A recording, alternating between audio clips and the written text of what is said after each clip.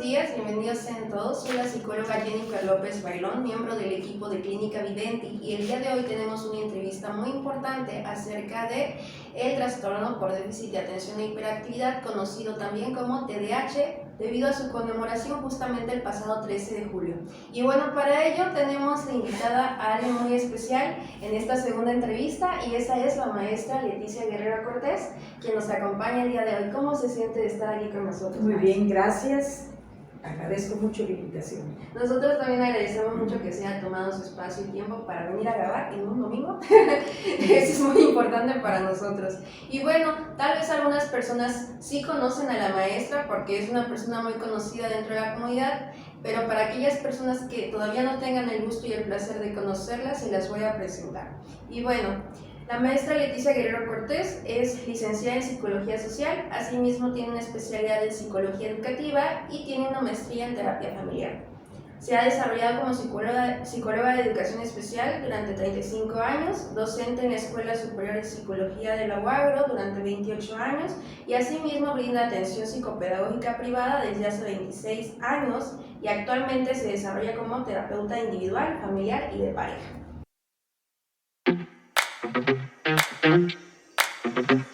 Bien, para comenzar, pues me gustaría hacerle una pregunta, maestra, para romper el hielo y un poco, ¿no? Bueno. Nos sintamos un poco más cómodas, tal vez. Claro, sí, cómo no. Y es preguntarle cómo es un día a día en la vida de Leticia. Bueno, pues como bien decías en la reseña que hiciste favor de leer de acuerdo a mi trayectoria académica, pues en el año 2021 me jubilé, ¿sí? de mis trabajos institucionales como Educación Especial, la Facultad de Psicología de la UAGRO, la Universidad Pedagógica de cursos sabatinos. Y ahora pues ya no tengo ningún compromiso institucional, soy dueña de mi tiempo, lo distribuyo a mi manera, entre ellas pues el descanso, después de 42 años de servicio en la Secretaría de Educación Pública, primero como profesora de primaria, 8 años, y después los 36 años con 10 meses en Educación Especial. Entonces, bueno, pues ya ahora sin compromisos institucionales, pues me dedico a mi persona, al cuidado de mi salud, a atender mi hogar, que hice muy poco durante ese tiempo institucional,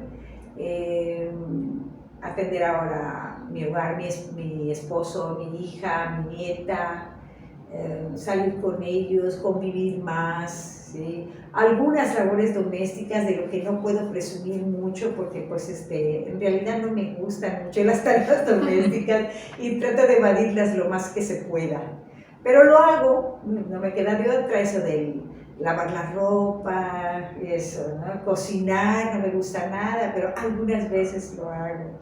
Entonces, bueno, nada diferente de lo que hacen otras mujeres, digamos, ¿no? Pues dormirme temprano, cosa que no hacía antes, levantarme temprano, que antes sí hacía, pero ahora me puedo despertar temprano, pero si no me quiero levantar, pues no me levanto. Sí, y ahí me pueden dar las 8, las 9, las 10 de la mañana. Y disfruto mucho este momento de mi vida. Yo creo que es el mejor momento de mi vida porque pues estoy dedicada a mí, a mi persona, que descuide mucho, a mi esposo, a mi hija, a mi nieta. Entonces es un día como cercana a esas áreas valiosas, no tan importantes sí. para usted, aunque ya tal vez no se ve a sí misma como una trabajadora institucional, aún siguen habiendo otros roles donde es bienvenida, ¿no? Sí, gracias. Pues ahora me dedico al consultorio particular de manera profesional. Ya no estoy presionada por horarios, establezco los horarios a mi albedrío, a mi gusto, y estoy bien en eso. Bueno, me alegra mucho escuchar eso. Sí. Y bueno, vamos a hablar precisamente sí. de esta etiqueta diagnóstica que genera mucho debate, maestra, la Sí. realidad. en el mundo de psicología genera mucho debate y también con otras disciplinas, ¿no? Como la psiquiatría, como Sí. la neuropsicología. Pero el día de hoy le vamos a hablar a esas personas que nos escuchan, que no son psicólogos, que son padres de familia, que son adultos incluso, ¿no? Sí. Para que conozcan un poco más de esta etiqueta diagnóstica como tal, ¿no? Y bueno, Sí. me gustaría preguntarle, para comenzar, ¿cómo podemos definir lo que es el TDAH para que la comunidad nos entienda? Primero que nada quiero decirles que yo agradezco mucho que estas compañeras psicólogas de esta clínica Viventi hayan tomado la iniciativa de que este tema del trastorno por déficit de atención con hiperactividad sea tratado, porque es un tema muy vigente, es un trastorno muy común, bastante común, sin embargo no es tan visible como quisiéramos que lo fueran, como quisiéramos que los especialistas quisiéramos que fuera muy evidente, ¿sí? Que fuera más visto por los padres de familia, pero a los padres de familia les cuesta mucho trabajo ver el trastorno en sus hijos. Entonces vamos a empezar por el principio, que es la palabra atención. ¿Qué significa atención?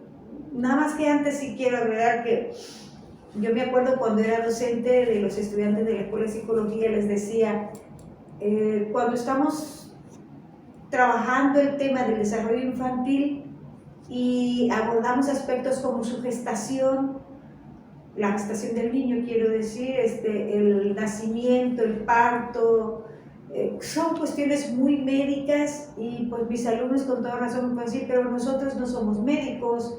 Sin embargo, al consultorio clínico va a llegar un niño con este trastorno y estamos obligados a leer muchos aspectos que tengan que ver con la medicina, con la pediatría, con el desarrollo infantil, gestacional, el parto, los primeros años de vida. Y bueno, vamos a definir qué es lo que dice el concepto de atención. La atención es un proceso mental, eso lo tenemos claro, ¿verdad? Pero es un proceso mental indispensable para aprender, ¿sí? Quien quiera aprender inglés, juguetería, corte y confección, cultura de belleza, matemáticas, quien quiera aprender lo que quiera aprender, tiene que tener atención, tiene que poner atención, tiene que tener desarrollada y en buenas condiciones su capacidad atencional, ¿sí? Y eso va a permitir que la persona aprenda porque el instructor o maestro le va a dar una serie de indicaciones o pasos a seguir para que pueda hacer lo que necesita hacer de acuerdo al taller o la materia que se esté aprendiendo. Pero si la persona tiene afectada su capacidad atencional, pues no va a poder sostener la atención, el tiempo que dedique el instructor a dar la indicación, ¿sí? Posiblemente en el caso de los niños con TDAH, su atención, que es de corta duración, no va a alcanzar a atender a toda la explicación del maestro, y entonces cuando él tenga que hacer lo que se le pide que haga, pues no va a poder hacerlo, ¿sí? Porque se dispersó su atención, pasó a alguien, escuchó un ruido y el maestro sigue explicando, pero él ya no le está poniendo atención. Entonces, ¿qué significa atención? Dice, para registrar la información de nuestro entorno y almacenarla en la memoria, se requiere de la atención. De esa manera se generan los recuerdos para el futuro, de ahí la importancia en el aprendizaje escolar. Entonces, la atención es la aplicación del pensamiento y los sentidos a un determinado estímulo. Por ejemplo, el estímulo de la voz del maestro cuando está haciendo una explicación. ¿sí? Entonces la información que vamos a almacenar en nuestra memoria pues nos va a llegar a través de los órganos de los sentidos, del oído, de la vista o de cualquier otra información que obtengamos por cualquier otro de nuestros órganos, ¿no? Del tacto, del gusto, etc. Entonces pues las personas que tienen el trastorno por déficit de atención con hiperactividad pues tienen un déficit en su capacidad atencional, es decir, no pueden poner atención como los demás. Ahora vamos a definir qué significa el trastorno por déficit de atención con hiperactividad y vamos a remitirnos al Manual Diagnóstico y Estadístico de los Trastornos Mentales, más conocido como DSM-5 en el más actualizado. Entonces el TDAH es un trastorno del neurodesarrollo, ¿sí? Afecta el desarrollo del funcionamiento personal, académico y social del niño, del adolescente o del adulto que lo padece. Es entonces el TDAH un patrón continuo de inatención, posiblemente de hiperactividad, posiblemente de impulsividad también. Y esto pues va a obstaculizar su manera de aprender. ¿Y qué es exactamente lo que va a verse afectado? La capacidad atencional, la memoria, la percepción, el lenguaje, la resolución de conflictos y la interacción social. Bueno, ahora vamos a ver cuáles son las alteraciones que afectan al aprendizaje de los niños con TDAH. Las principales alteraciones, que es lo que le interesa saber a los maestros y a los padres de familia, es la incapacidad para inhibir sus respuestas impulsivas. El niño no puede controlar su capacidad de impulso. Se quiere parar, se para. No logra contener, ponerse de pie. Quiere ambular por el salón, anda ambulando. Toca aquí, toca allá las cosas de la maestra, las que hay en el salón, de sus compañeros, a alguno le raya su cuaderno, a otra niña le jala el cabello. Son impulsos motores. Habla también, habla mucho, no puede controlar el impulso de hablar. La maestra le dice siéntate y no se sienta, cállate y no se calla. Entonces, su incapacidad para inhibir sus respuestas impulsivas. Y la otra alteración que afecta el aprendizaje en los niños con TDAH es su incapacidad para enfocar, mantener y organizar su atención, ¿sí? Y si el niño no puede enfocar, no puede sostener, mantener y organizar su atención, no va a poder aprender lo que tiene que aprender en el tiempo y la forma y el ritmo que los demás niños. Entonces, decíamos que aunque no somos médicos los psicólogos, tenemos que entrar en áreas que no nos corresponden, podríamos decir, pero que estamos obligados a entrar en ellas, y por ejemplo es el área de la psiquiatría, ¿no? Aunque no somos médicos ni somos psiquiatras. Entonces las personas con TDAH tienen un desequilibrio químico. ¿En dónde? En los neurotransmisores. ¿Y qué son los transmisores? Son las sustancias químicas del cerebro que a través de la sinapsis transmiten información de una neurona a otra. Esa información es la que decíamos hace rato, que es la que obtenemos a través de los órganos de los sentidos y que almacenamos en la memoria. ¿Okay? Entonces, las relaciones sociales de las personas con TDAH también se van a ver seriamente afectadas porque les cuesta mucho trabajo seguir las reglas y las normas de comportamiento socialmente aceptado. Y a donde quiera que vayamos vamos a encontrar normas. En el aula de clases hay normas, la maestra establece una serie de normas y de reglas. En la escuela en general hay unas reglas también que han organizado los directivos y los docentes, ¿sí? Entonces el niño tiene que aprender a respetar las reglas de la escuela, las reglas del aula. Yo no sé si ustedes se acuerdan cuando fueron mis alumnos, porque ambas fueron mis alumnas alguna vez, yo les hacía un reglamento y hacía que ustedes tuvieran una fotocopia de ese reglamento, para poder, decía yo, para que podamos tener una relación socialmente aceptable y no vayamos a tener pues algún conflicto sí necesito que respeten este reglamento. Y ahí está, ¿no? Entonces así, esos reglamentos los vamos a encontrar desde la guardería, si el niño va a la guardería. Si no va a la guardería y su primer contacto con la sociedad es el jardín de niños, bueno, pues va a haber reglas en el jardín de niños, ¿sí? Y también va a haber en la escuela primaria y en el aula de educación primaria y así sucesivamente. Los demás niveles educativos, secundaria, preparatoria y como en mi caso licenciatura también, ¿verdad? Bueno, entonces a ellos, a las personas con TDAH, les cuesta mucho trabajo tomar conciencia de sus errores. Les cuesta mucho trabajo, ¿sí? Esto se debe, ¿a qué se debe? Tiene una explicación bioquímica. Se debe a un desorden en el funcionamiento del sistema nervioso central a nivel de los neurotransmisores llamados catecolaminas, ¿sí? Y de esos neurotransmisores están afectados en las personas con TDAH son la dopamina, la noradrenalina y la serotonina. ¿Ven que son aspectos psiquiátricos, digamos, neurológicos?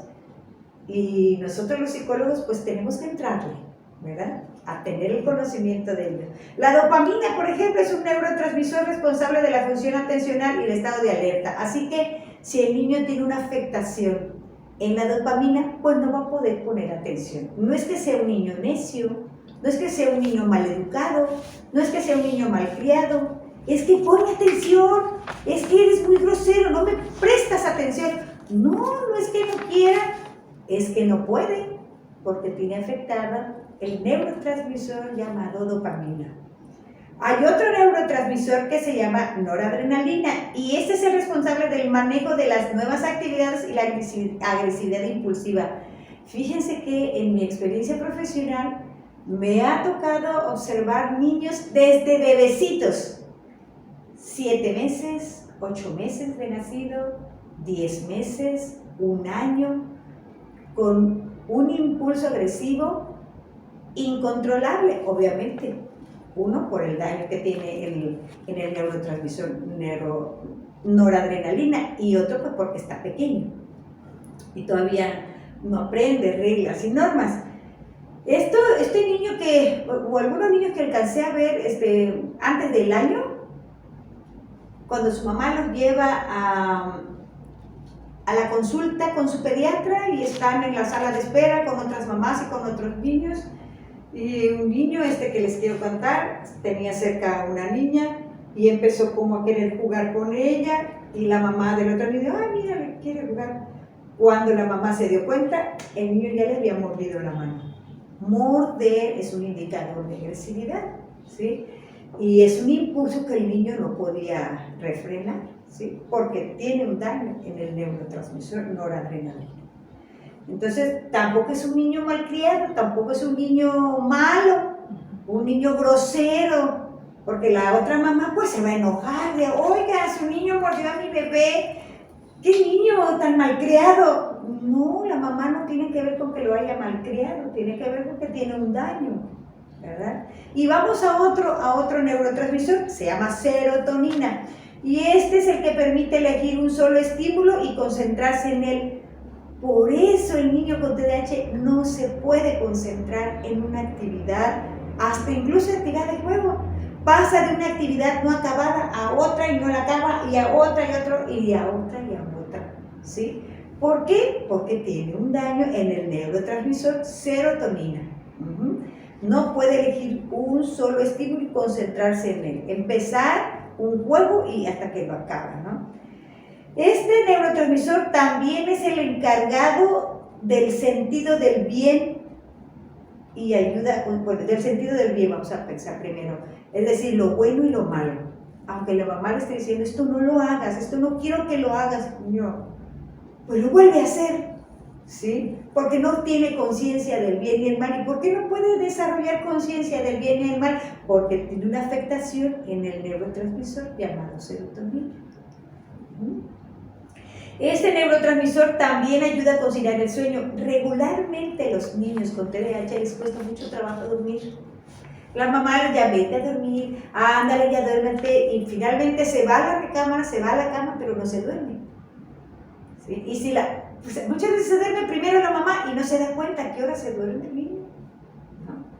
Se duermen muy noche, y ahora si son de 7, 8, 9, 10 años, con el celular que la mamá les dio, menos duermen, así que no tengo sueño, siguen con el celular y les puede amanecer, con el problema de que al siguiente día, ¿cómo van a ir a la escuela? Desvelados, irritables por la falta de dormir, cansados, ¿sí? Porque no descansaron, no tuvieron un sueño reparador, porque además fue muy corto, ¿sí?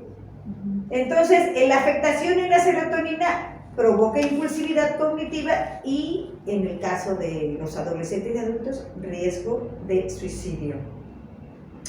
Les voy a leer las características generales del niño con TDAH, por si alguien está escuchando y quiere anotar. Tendencia a presentar problemas de aprendizaje debido a que, por la falta de atención, pasan inadvertidos los detalles y por la impulsividad responden sin pensar a la pregunta del maestro. El clásico niño que va a decir, a ver, niños, ¿quién? Yo.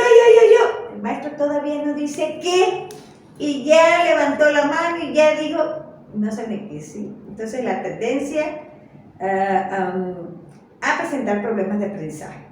Suelen presentar también alteraciones del sueño, ya lo decía, ansiedad, irritabilidad, baja tolerancia a la frustración, conducta de oposición a las reglas, cualquiera que sea, de la escuela, del salón, de su grupo, de su hogar, tiende a hacer berrinches. Tendencia a la depresión y cambios repentinos en su estado de ánimo, agresión verbal y o física hacia sus compañeros. Ya decía del bebé, si eso hace de bebé, imagínenlo en la guardería, igual, imagínenlo en preescolar, imagínenlo en la primaria, el niño que mordió, el del caso que les comento, que mordió antes del año, 6, 7, 8 meses, lo hizo en preescolar. En preescolar recuerdo, es un caso, en preescolar recuerdo que varias mamás se quejaron, era un colegio particular, y le dijeron a la directora, o expulsa al niño o nos vamos nosotras. Varias mamás que fueron a la dirección. Increíble, a mí me pareció increíble que expulsaran a un niño de preescolar. Pues lo expulsaron. Bueno, la mamá lo llevó a otro jardín de niños o kinder particular. Vuelve a pasar lo mismo. Vuelve a morder a uno, a otro niño, y las mamás se quejan con la directora. Vuelven a expulsarlo. Yo lo conocí cuando ya llevaba 2 expulsiones de 2 jardines de niños. Llegó finalmente a un jardín de niños público, donde yo estaba como psicóloga de USAER, y ahí leí su trayectoria de cómo iba. En ese jardín también lo hizo. Ya cuando ya yo lo estaba atendiendo, ya conocía yo el caso entonces. Y después, bueno, terminó el jardín de niños, pasó a la primaria, a donde lo llevaron a la primaria, ya no mordía, ahora pegaba.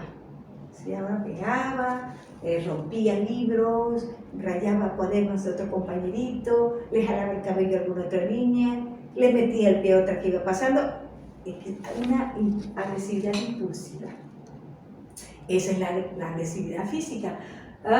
Más grande, 4., 5., 6, agresividad verbal. La maestra decía, tú hiciste, usted me vio, le gritaba a la maestra, oye, ¿por qué hagan esto? ¿Usted está segura que fui yo? Y la maestra se quedaba, ¿cómo? ¿Por qué me contestas así? Airado, en un tono agresivo, agresividad verbal. O sea, a veces empiezan por la agresividad verbal y se continúan con la agresividad física, pero a veces al revés. En el caso de este niño todavía ni hablaba cuando empezó a morder, ¿sí? Entonces a veces empiezan con la impulsividad y la agresividad física y se pasan después a la agresividad verbal. Creo que también es muy importante hablar de que aquí entonces repercute mucho la respuesta, ¿no?, de los adultos ante estas conductas, porque en sí el niño hace una acción, ¿no?, pero la respuesta del padre, la respuesta del docente, la respuesta de las personas que están observando el comportamiento es de señalización, ¿no? Tú eres malo, eres grosero, y empezamos a estigmatizar al pequeño. Dice, algo que me pareció muy interesante que usted comentaba es que los niños no se saben o no se pueden responsabilizar, pero me imagino también que es muy aversivo para ellos responsabilizarse porque toda su historia de vida ha sido tú tienes la culpa, tú estás mal, ¿no? Y eso genera en el pequeño, lo he escuchado y lo he visto, ¿no? Mucho sentimiento de culpa, ¿no? Entonces, si alguien me está empezando a decir que lo que estoy haciendo está mal, estoy haciendo soy yo el grosero, pues evidentemente eso es muy, muy desafiante, eso es muy desagradable para mí, prefiero poner mi atención en otro lado que estarte escuchando, ¿no?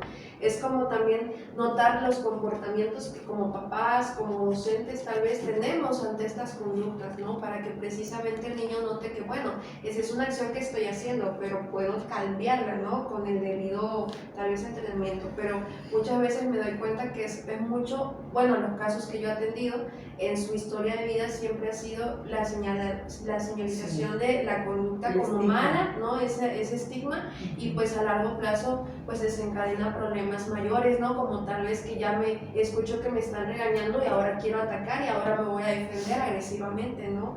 Porque ya ha sido muy aversivo para mí estar escuchando ese tipo de comentarios, ¿no? Ese tipo de acciones. Entonces, solo quería como compartirlo porque me pareció muy importante, ¿no? Me parece muy buena tu intervención. Aquí, pues, como se han dado cuenta, quienes detectan, pues son las personas que atienden a los niños en las guarderías, en el jardín de niños en primera instancia.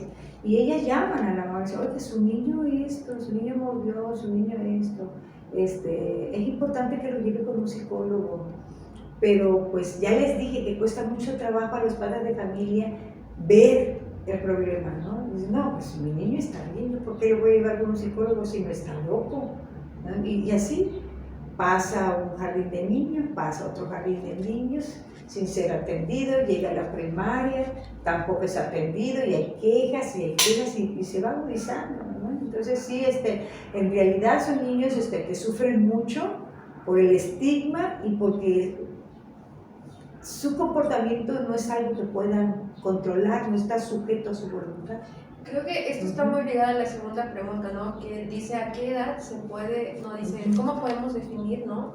¿A qué edad se puede diagnosticar a alguien con TDAH? Bueno, parece ser que es cuando son pequeños, pero precisamente por lo que usted está diciendo, ¿no? Es esta parte de, ya hay reglas que tienen que tal vez seguir, que tienen que tal vez atender, y no se puede, no pueden realizarlo, ¿no? Entonces tal vez por eso es que, tal vez ahora, no sé cómo fue su experiencia, pero tal vez ahora ya se dice, no, es que ese comportamiento no está bien, ese niño necesita esto, ¿no?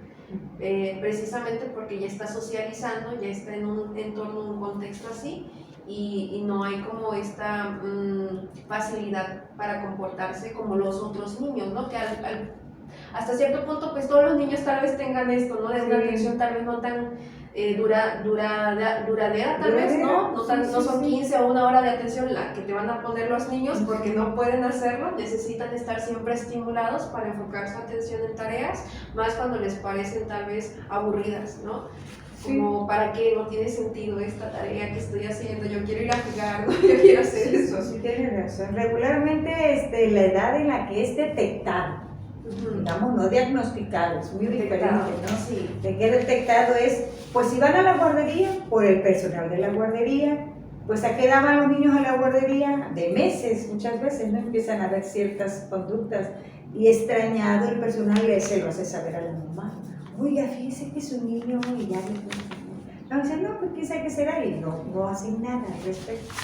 Y los que no van a guardería, que los cuida la tía, la abuelita o una persona de servicio mientras mamá trabaja, pues ellos son detectados en preescolar por las educadoras. Son las educadoras que ahora ya tienen formación e información respecto a este trastorno y dicen, mire señora, yo no soy psicóloga, pero para mí que su hijo tiene problemas con hiperactividad, le recomiendo que vaya con un psicólogo. ¿La mamá va? No va. ¿Sí? No va, no oye, ¿sí? A pesar de que le digan que tiene cierta incoordinación motora, que es torpe para caminar, a veces se traba con los mismos pies y se cae, o se le caen las cosas de las manos. mamá sigue sin querer oír, ¿no? Hay unas características que me gustaría comentar que en las escuelas se van a presentar y van a exacerbar, a incrementar o a ver más profundo ese trastorno. Y es la presencia de factores psicosociales como la inestabilidad familiar. ¿Sí? La familia, aquella pareja, papás de este niño o niña que tienen discordias, están constantes riñas, peleas, que se están divorciando, que se están separando, o ya se separaron o no se han separado, viven juntos pero viven a la greña, gritos y sombrerazos, el niño oye, el niño ve lo que los papás están haciendo. Incluso hay papás que están peleando la guarda y custodia de sus hijos, están en la disputa por los hijos y los niños se dan cuenta también. Esos aspectos, como los padres negligentes, como la violencia entre los padres de este niño, van a hacer que el TDAH se vea más exagerado, más profundo. Entonces, cuando los niños son detectados por sus maestras o por sus cuidadores o por las educadoras y canalizan, derivan hacia un especialista en el entendido de que esta mamá sí lo lleve con un psicólogo en primera instancia, como psicólogo, ¿qué es lo que tenemos que hacer? ¿Sí? Entonces, la detección del niño va a ser antes de los 4 años. Ahí también puede depender, ¿no? Por ejemplo, la respuesta del papá, si tiene recursos, si tiene el acceso a llevar a su pequeño, ¿no? También aunque hay lugares que no requieren de tanto costo, no tienen tanto costo como el DIF. Y creo que eso presenta el hecho de que tal vez no sepan que ahí se atienden a en los hospitales generales, va con su médico de medicina familiar, oye, en la escuela me está diciendo la maestra que mi niña así, que lo vea un psicólogo, ¿por qué no me da el pase con el psicólogo? Y muchas veces se da el pase del médico de medicina familiar al pase en instituciones públicas. Pero el psicólogo tiene que observar lo siguiente, descartar lo siguiente, que el niño sea víctima de abuso sexual. Algunos niños víctimas de abuso sexual presentan características conductuales o de comportamiento como un niño con TDAH sin ser un niño con TDAH. Entonces, es muy complicado para el especialista, tiene que explorar, tiene que platicar cómo está la dinámica familiar, vive con el papá, o es padrastro, o es madrastra, o qué pasa, ¿no? O vive con un tío, o se van los padres a trabajar y lo encargan con un tío o una tía. Entonces es importante descartar que el niño sea víctima de abuso sexual y no decir, sí tiene TDAH, pero no has descartado esta otra parte. Ajá. También que sea víctima de abuso físico. Hay que descartar que sea víctima de abuso físico. ¿Qué es el abuso físico? Que hay papás que en su idea de disciplinar utilizan mucho la fuerza física, golpean y a veces son golpes con instrumentos muy agresivos, lastiman y hasta dejan marcas en el cuerpo de los niños, ¿no? Entonces hay que descartar que el niño sea víctima de abuso físico, hay que descartar que esté sufriendo por la llegada de un nuevo hermano. Hay niños que sufren mucho, no todos, pero muchos niños sufren cuando llega un nuevo hermano, lo que conocemos como el síndrome del destrone, ¿sí? Porque aquel niño pues que se sentía el rey del hogar, yo tenía todos los cuidados y todo el tiempo y el cariño de mi mamá y de mi papá, pues ahora llega un intruso o una intrusa que impide que ellos estén como han estado conmigo, ¿no? Entonces el niño se siente marginado del amor y la atención de sus padres, entonces si se siente mal porque ha llegado un nuevo hermano a su hogar que le ha quitado el trono, su reinado. Entonces hay que no dejarse llevar tal vez por lo que la mamá trae, no, es que ya me dijeron que, porque por lo regular son los orientadores educativos, los maestros que dicen, no, es que puede ser que tenga TDAH, ¿no? Ya le dan la etiqueta diagnóstica y precisamente creo que, bueno, no creo, sé que algo muy importante de nuestra profesión es evaluar, ¿no? El contexto del pequeño y realmente los comportamientos, pues qué función tienen dentro de ese contexto, ¿no? Precisamente para dar una buena intervención. Realmente, ¿no? Creo que es lo que más me genera en este momento, ¿no? Hacer notar, ¿no? Que es muy importante tal vez no dejarse llevar por la etiqueta que ya, con la que tal vez ya viene el papá, ¿no? La mamá, o es que el médico sí me dijo que sí es TDAH, ¿no? Evaluar precisamente esos comportamientos y ese contexto. Sí, revisar todos esos aspectos, ¿verdad? Colaterales.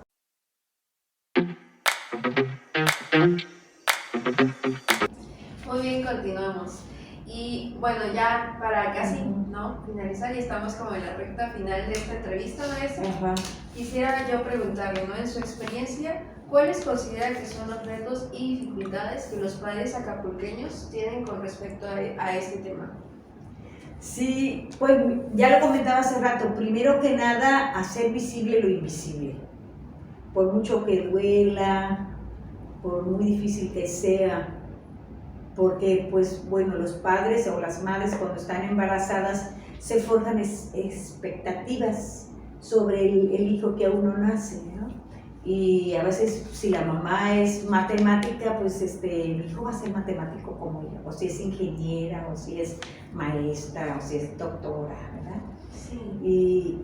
Y no queremos decir que los niños con TDAH no lo logren, sí lo pueden lograr, ¿sí? Pero es importante que sea atendido, ¿no? Entonces, primero, ver, hacer visible lo invisible, ¿sí? Bueno, ya me dijo la mamá, la maestra esto, ya me dijo la educadora, ya me dijo el maestro de educación física, el maestro de computación, el maestro de X, ya me dijo, entonces, pues voy a empezar a buscar, pues, descartar o confirmar lo que me dicen, ¿no? Buscar el diagnóstico, aceptar la condición, ya que te dieron el diagnóstico, aceptar la condición de tu hijo. Es tu hijo, lo que necesitas es apoyarlo. No necesita que lo regañes, no necesita que lo castigues, no necesita que lo golpees, necesita que lo apoyes, ¿sí? Y el apoyo es brindándole los especialistas que lo van a atender. Ajá, que en este caso el psicólogo, clínico educativo, puede ser posiblemente el psiquiatra o el neuropediatra si requiera medicación. Y eso nos lleva al siguiente punto, a aceptar la medicación, que luego les cuesta mucho trabajo, ya lo decía hace rato, ¿no? Buscar apoyo psicopedagógico, bueno, la psicóloga que lo atendió o el psicólogo que lo atendió le puede dar el apoyo psicopedagógico o solamente le hizo el diagnóstico, pero le puede decir es que yo no hago la intervención. Entonces busque quien intervenga en el apoyo psicopedagógico, que ya dije que sería lo que se tenía que trabajar. Y algo muy importante y último es que los padres busquen ayuda profesional para sí mismos, para terapia de pareja si están en conflicto, para no exacerbar el TDAH de su hijo, o para trabajar el duelo, ¿sí? Porque tener un hijo con TDAH a muchos padres los lleva a un proceso de duelo, ¿sí? Porque es una pérdida. ¿Pero qué perdieron?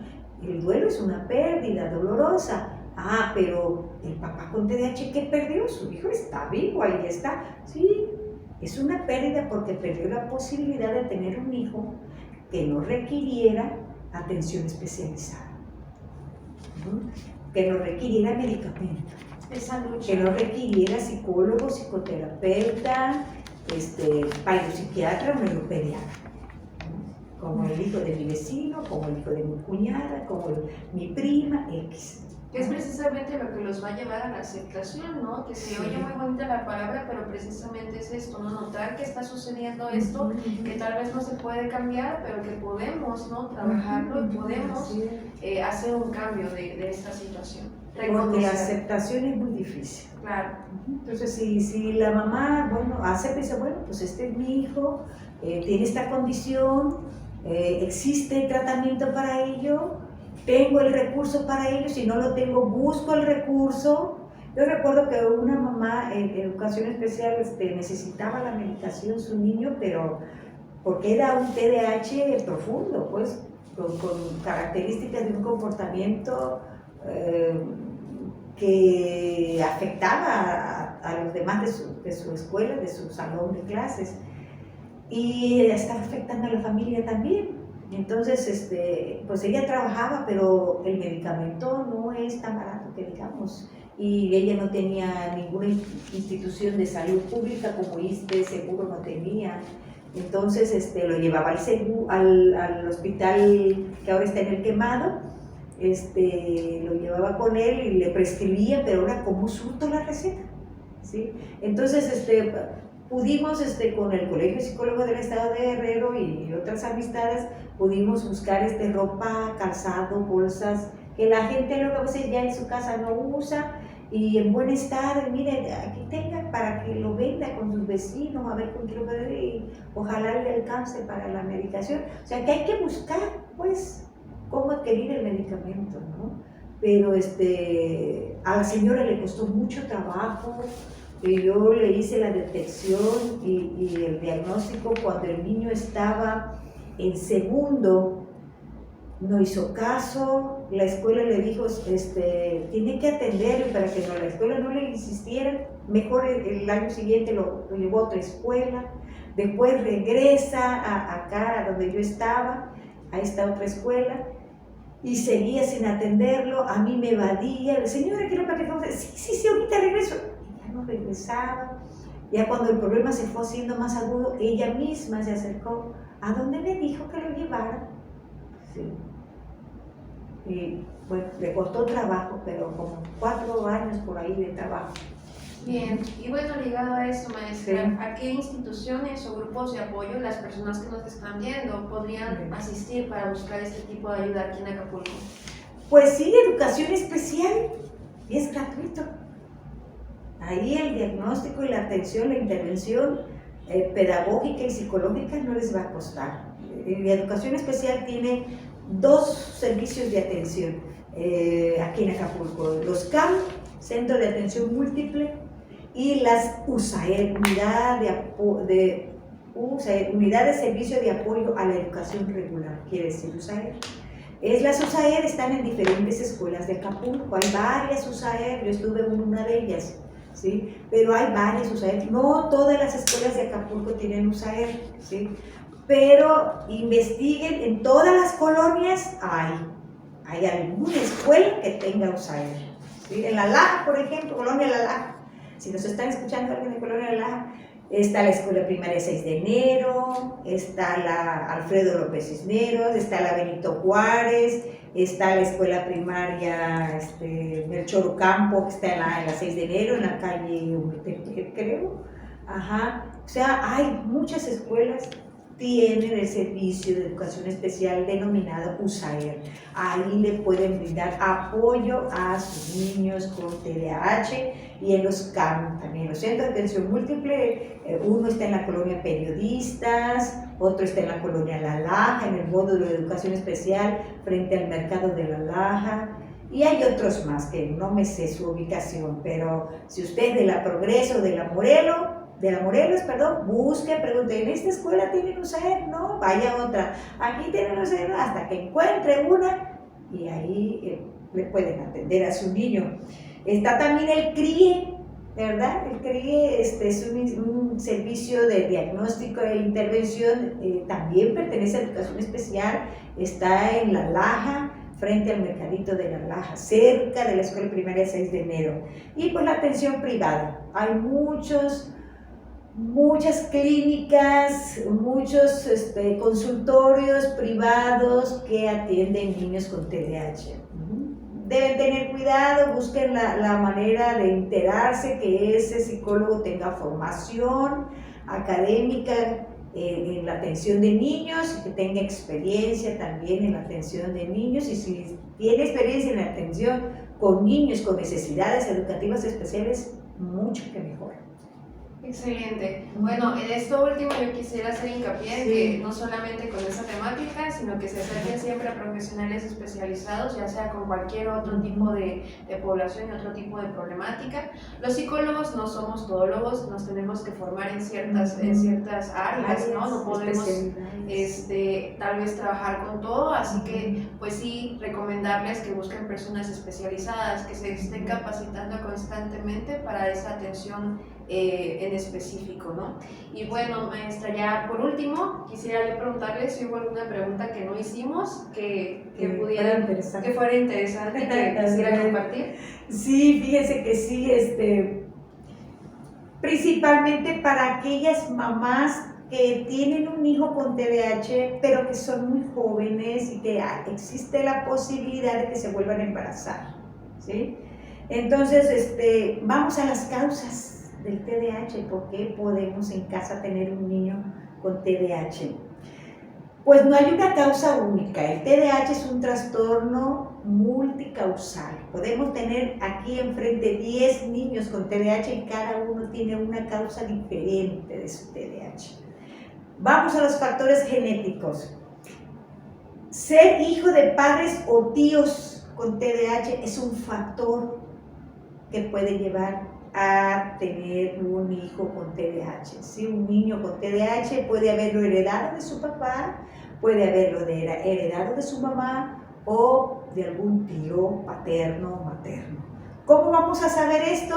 Pues en la entrevista observamos a la mamá cómo contesta nuestras preguntas, si invade nuestras preguntas, si se anticipa antes de terminar lo que le estamos preguntando, si cambia muchas veces de posición en el asiento donde está, si mueve mucho las manos con la pluma o está tamborileando el lápiz sobre la mesa, podemos preguntarle cómo le fue a la mamá, al papá cuando eran niños, qué materias se le dificultaban, si a su mamá la mandaban a traer seguido por su comportamiento en la escuela. Podemos ir sacando deducciones. Este niño, su mamá, es bastante posible que haya sido una niña con TDAH nunca atendida, o su papá, un señor que fue niño con TDAH, adolescente con TDAH, adulto con TDAH, que nunca fue atendido ni detectado posiblemente, o a lo mejor lo detectaron, sus papás pues no lo atendieron. Entonces es un factor de riesgo genético, la genética, ¿sí? Otro, ser hijo de padres con algún trastorno psiquiátrico, ¿sí? Un papá o mamá que padece depresión, que padece ansiedad, que padece trastorno antisocial, que padece bipolaridad, etc., ¿no? Ser hijo de padres con dependencia a algún tipo de droga o drogas. Ser hijo de padres con dependencia al alcohol. Esos son factores genéticos. Vamos ahora a factores biológicos. Complicaciones durante el periodo pre, peri y postnatal por exposición intrauterina al alcohol y determinados fármacos. Por ejemplo, hay mujeres, pues es que nuestra sociedad es así. Si hay bautizo, graduación hasta de kinder, un niño que se gradúa de kinder, hay fiesta en la familia, hay alcohol, se promueve en nuestra sociedad mucho el consumo del alcohol. Y la embarazada está ahí, y le dicen, ándale, échate una no es ninguna, ay, dos apenas una, y la embarazada se toma una, se toma dos. No, pues las embarazadas no deben de tomar ni una cervecita, no es indicado. Entonces, y exponer al nuevo ser, exposición intrauterina al alcohol, ¿sí? O a determinados fármacos como por ejemplo la persona se enfermó de gripa o tiene una infección en vías urinarias, le están dando medicamento para eso, pues sí, le van a atacar la infección, pero ese medicamento le va a afectar al niño, ¿sí? Entonces está contraindicado y es un factor biológico de riesgo para tener un niño con TDAH. También cuando en las mujeres embarazadas presentan crisis epilépticas, pues ellas toman anticonvulsivantes. Ese medicamento pues le va a causar daño al producto y le puede provocar un TDAH. Entonces, también el consumo de tabaco, cocaína u otras sustancias que puedan ocasionar al feto síndrome de abstinencia, malformación, bajo peso, prematurez, parálisis cerebral, trastornos cognitivos y anomalías cardíacas. Otro factor biológico, alteraciones cerebrales como la encefalitis o traumatismo que afecten el córtex prefrontal. Otro factor biológico, la hipoglucemia, que es el término médico para el azúcar bajo en la sangre. Factor biológico también son las infecciones cerebrales como la meningitis, la encefalitis, o los tumores o infartos cerebrales que afecten el lóbulo frontal y o los ganglios basales. También un factor de riesgo, lo decía hace rato, en la edad de la madre, ni antes de los 20 ni después de los 35, y las amenazas de aborto. Factores de riesgo también son la anemia por insuficiencia, consumo de alimentos, por insuficiencia del consumo de alimentos ricos en hierro, como cuáles, como las frutas deshidratadas, la yema de los huevos, los cereales, el hígado, la carne roja y magra, los ostiones, las almejas, las carnes de aves, etc. Otro factor de riesgo es cuando la sangre produce una cantidad inferior a la normal de glóbulos rojos sanos. También cuando el cuerpo no tiene suficiente cantidad de sangre rica en oxígeno, lo cual puede ocasionarse por 2 embarazos muy seguidos, un embarazo múltiple, vómitos frecuentes debido a náuseas, insuficiente consumo de alimentos ricos en hierro como frutas deshidratadas y traumatismo cráneoencefálico que afecten el córtex prefrontal. Complicaciones durante el parto, cesárea de urgencia por sufrimiento fetal debido a parto prolongado, el niño o porque el niño venga enredado en el cordón umbilical, que le puede provocar hipoxia o anoxia fetal. O también otro factor de riesgo es la apnea obstructiva del sueño, que se produce cuando los músculos que sostienen los tejidos de la garganta, la lengua y el paladar se relajan. La vía respiratoria se estrecha o se cierra y la respiración se corta por momentos. Estas son las causas del TDAH. Hay que tener mucho cuidado, mamás o mujeres próximas a ser mamás o mujeres que ya son mamás pero que piensan volver a ser mamás. Tomen mucho en cuenta esto. Bueno, muchas gracias por esa pertinente respuesta, maestra. Siempre estamos agradecidos por que acepte venir, ¿no?, con nosotros y grabar. Sé que también implica hacer un hueco en su agenda, un espacio, ¿no? Entonces el equipo, pues a nombre del equipo Viveti, estamos muy agradecidas de que haya podido estar con nosotros el día de hoy, compartiendo este tema tan importante y que genera tanto debate en la comunidad. Entonces esperemos que este video haya sido útil para las personas que lo vean. Sobre todo, creo que esa es nuestra labor más importante, llevar información a esas personas que tal vez no tengan ese acceso, ¿no?, para que sepan qué hacer si se llegan a enfrentar, ¿no?, a una situación como esta. Y bueno, no sé si quiera decir algo para finalizar, maestra. Solamente agradecer la atención del público de ustedes y la atención de haberme invitado. Fue muy placentero para mí volverlas a ver y estar aquí un rato charlando con ustedes. Gracias. A usted, maestra. Y bueno, detrás de cámaras está mi compañera, la psicóloga Montserrat. No sé si tú quieras decir algo, Montserrat. Pues agradecerle a la maestra. La verdad es que la información fue bastante enriquecedora y fue un placer coincidir hoy, esta tarde, con usted. Y bueno, a todos allá, nos vemos pronto, próximamente, en alguna otra entrevista que realicemos. Tengan una excelente tarde, día o noche, depende de la hora en que nos vean. Y bueno, eso es todo. Nos vemos en la próxima. Hasta luego.